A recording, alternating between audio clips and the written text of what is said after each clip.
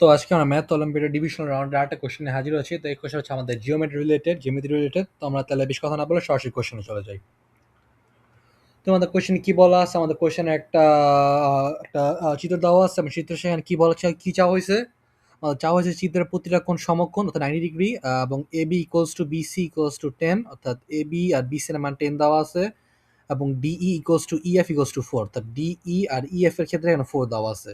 যদি হয় তাহলে বহুভুজটির ক্ষেত্রফল কত? অর্থাৎ এখানে ক্ষেত্রফল বের করতে বলা হয়েছে। তো আমাদের মেন কোশ্চেন প্রশ্ন কি চাওয়া আছে? মেন কোশ্চেন চাওয়া আছে আমাদের ক্ষেত্রফল, রাইট?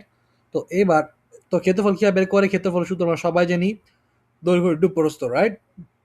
তো সেটা বের করো, বাট এখানে যেহেতু আমাদের নর্মাল বহুভুজ, অর্থাৎ এখানে সরাসরি দৈর্ঘ্য প্রস্থ বের করার অপশন নাই, তাহলে আমরা অন্যভাবে বের করার চেষ্টা করবো। তো কোশ্চেনটা মূলত একবারে লাইক আমাদের 6 to 8, সর্বোচ্চ 9-10 লেভেলের কোশ্চেন, কারণ কোশ্চেন যথেষ্ট সহজ।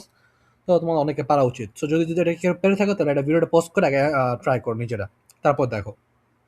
তো ফার্স্টে যেহেতু আমাদের এখানে বলা আছে প্রশ্নে যে প্রতিটা কোণ সমকোণ, দ্যাট মিনস আমরা কি জানি, কোন চতুর্ভুজের প্রত্যেকটা কোণ সমকোণ, সমবাহু চতুর্ভুজের, রাইট? আই মিন সমকোণী চতুর্ভুজ, আমি আমার নাম মনে নেই, সমবাহু চতুর্ভুজের।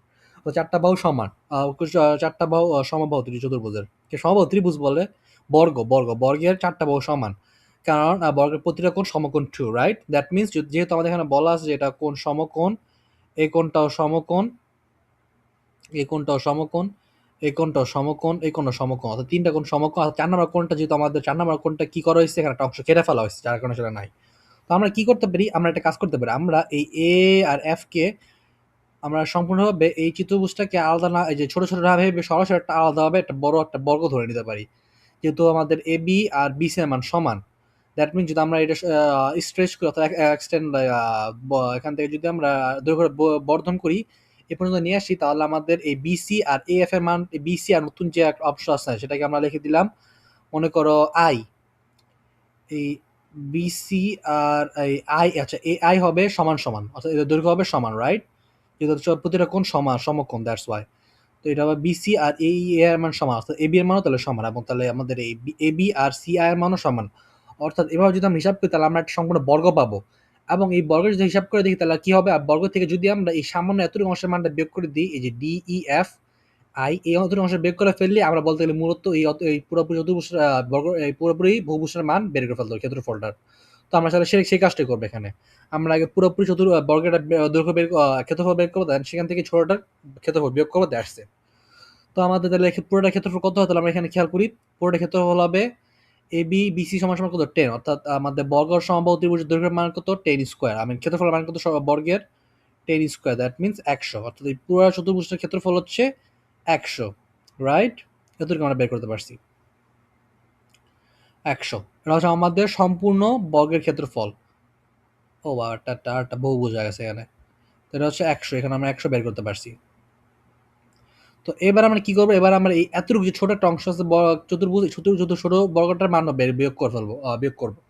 এটা ছোট চতুর্ভুজটা কত? এখানে বলা আছে যে আমাদের ডিই ইএফ ইকুয়ালস টু 4, অর্থাৎ ডিই এই ছোট ছোট বাহুটা আর এই EF equals to 4। That means আমাদের এই দুইটা বাহু, নতুন দুইটা বাহুটা হবে সেম সেম। দ্যাট মিনস এটা একটা ছোট একটা বর্গ, তাহলে ছোট বর্গের মান কত হবে? সেম ভাবে 4 স্কোয়ার সমান সমান কত হবে তাহলে? 4 স্কোয়ার সমান সমান হবে কত তোমরা বলো?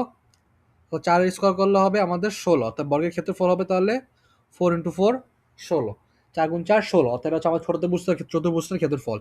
তবে আবার আমরা কি বের করতে বলছি? আমাদের বলছে বহুভুজের ক্ষেত্রফল, অর্থাৎ এই A B C D E এই এতটুকু অংশের ক্ষেত্রফল বের করতে হবে। তাহলে এতটুকু অংশ বের করবো কি হবে?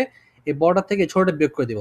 তাহলে আমাদের কি আসে মূলত? আমাদের তাহলে আসে হচ্ছে মেইন অ্যান্সার, আমাদের মেইন অ্যান্সার আসে হচ্ছে 100 একশো মাইনাস 16 ইকুয়ালস টু কত থাকে? 84। এটা হচ্ছে আমাদের এই বহুভুজটার ক্ষেত্রফল। 84 হচ্ছে আমাদের মেন অ্যান্সার। এটা হচ্ছে আমরা একভাবে এটা সলভ করছি। তোমরা যেভাবে সবচেয়ে ইজি সলভ করা যেভাবে, তোমরা যদি চাও এটা আরেকভাবে সলভ করতে পারো। সেটা কি হবে? তোমরা চাইলে এই যে আমার মতো এরকম ভাবে আলাদা আলাদা নতুন বর্গ না বানায় বরং যেটা আছে সেটাই ট্রাই করতে পারো। তোমরা কি করবা? তোমরা এই ক্ষেত্রে করতে পারো কি? তোমরা জাস্ট এই নর্মাল চতুর্ভুজটাকে আলাদা আলাদা ভাগ করে নিতে পারো। লাইক মনে করো যে এখানে একটা ছোট একটা মনে করো এটাকে একটা আলাদা ভাগ করলা, লাইক এই যে এ ই ডি ই কে এক্সটেন্ড করে এই এত একটা অংশ প্রথমে ক্ষেত্রফল বের করলা। তারপর আবার কি করবা? আবার মনে করো, আবার কি করবা? আবার মনে করো তোমরা মনে করো এত একটা অংশের ক্ষেত্রফল বের করলা।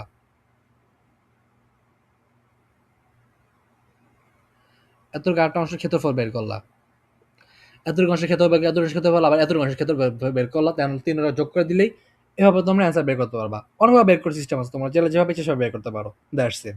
বাট আমি যেভাবে বের করলাম ভাবছি ইজি, কারণ তোমার প্রথমে একটা বড় চতুর্ভুজের ক্ষেত্রফল বের করলা, দেন ছোট চতুর্ভুজের ক্ষেত্রফল বের করলা, দেন সেখানে সেটা বিয়োগ করে দিলা এবং 84 এর অ্যান্সার পেয়ে যাবে, অর্থাৎ 84 কিংবা 84 এর সম্পূর্ণ চতুর্ভুজের ক্ষেত্রফল। That's it, as simple as that. এখানে আর তেমন কিছু করার নেই। আসলে সবাই বুঝতে পারছো? যদি না বুঝতে পারো তাহলে আমাকে কমেন্ট সেকশনে জানাও।